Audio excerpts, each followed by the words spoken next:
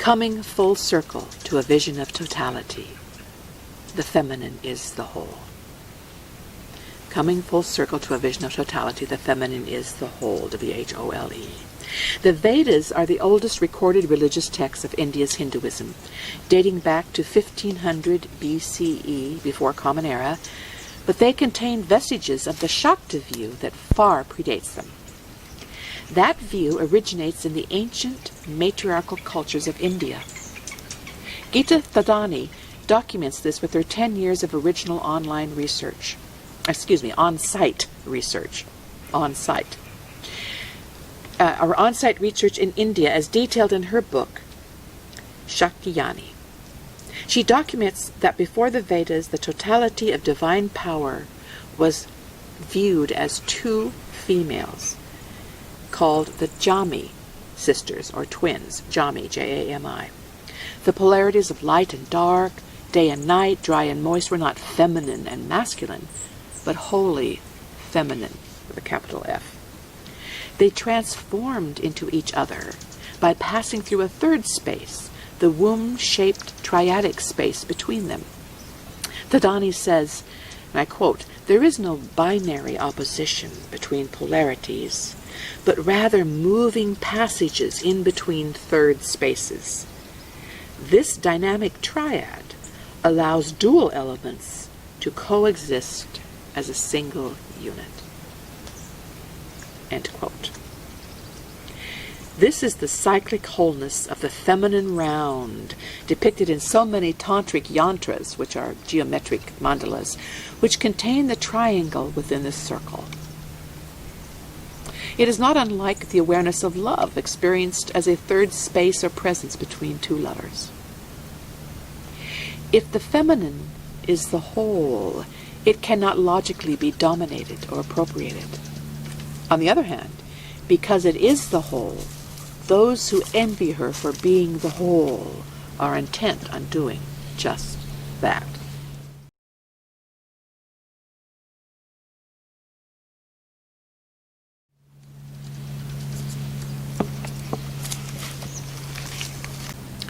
The wondrous female body. We're coming close to the end here. The wondrous female body. In my experience, grounded to a large extent in the tantric dance of feminine power, conceptual conflict and paradox melt, dissolve into the direct reality of body knowing. In the dance, I surrender my head and allow my heart to be pierced with reverence. I melt in the pleasure of Shakti as she tremors through me. It may be true that the populace at large is not likely to engage in a moving meditation like this, but we all have the ready capacity for wonder, which dissolves conceptual conflict and opens the heart in endlessly nourishing awe.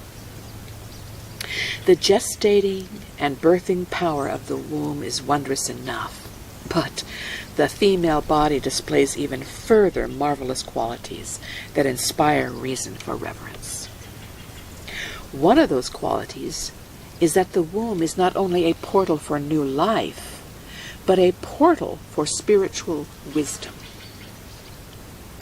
At age 38, after learning that women used to collectively bleed in moon lodges to bring through wisdom to guide their community, I experimented with attuning to my own bleeding time.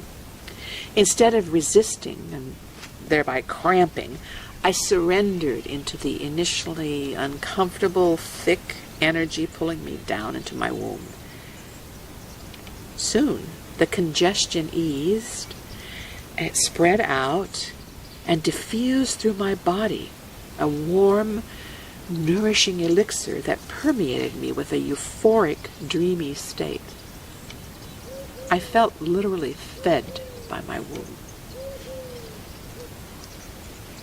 It was a wondrous experience that imprinted on me permanently, so that during each monthly blood flow after that, I was physically, emotionally, and spiritually nourished, and often rode the accompanying surges of inspiration and creativity by writing or visioning creative projects.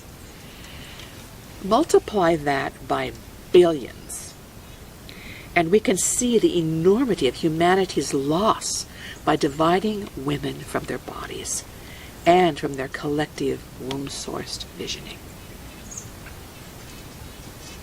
Centuries of shaming and demonizing women about menses and their innate pleasure spiritual connection are part of the central strategy of the patriarchal erasure of woman.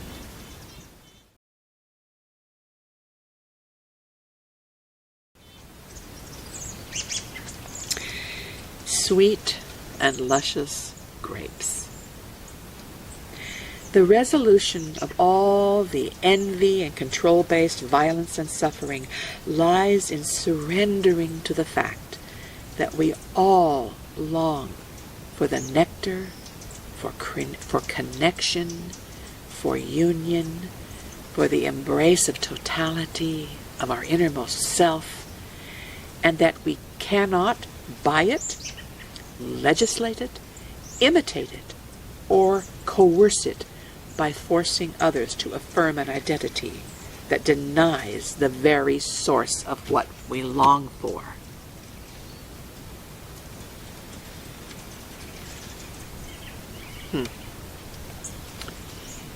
We have established that the title of this essay is true, that all form in the universe is the form of woman. We have also shown that, quote-unquote, identity separates us from any chance to fulfill that longing to meet our innermost self. After all, identity insists on prescribing how it has to happen by dishonoring the body, its implicit wisdom, and most of all, by violating the reality that the universe is her form.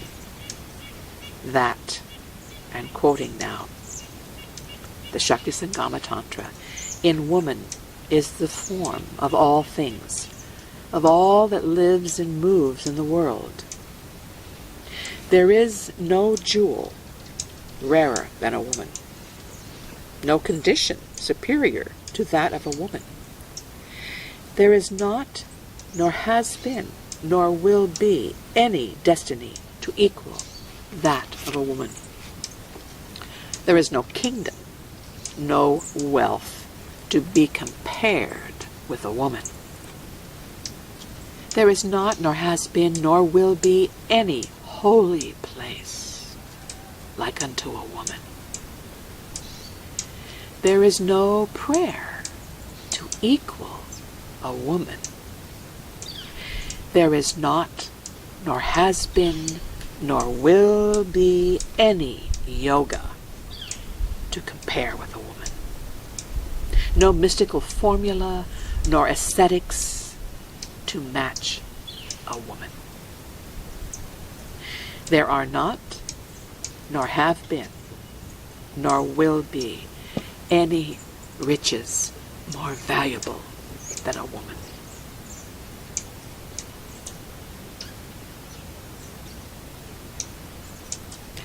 Thank you for listening.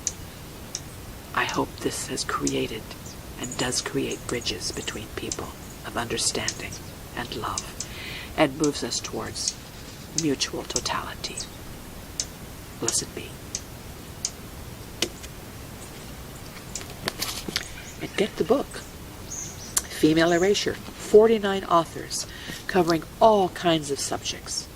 The medical, psychological, detransitioners, testimonies are in here, the medicalization of children, women's sports, queer theory, more about the female body. Mine is more of a spiritual orientation. There's scientific, professors, etc., etc. Take care.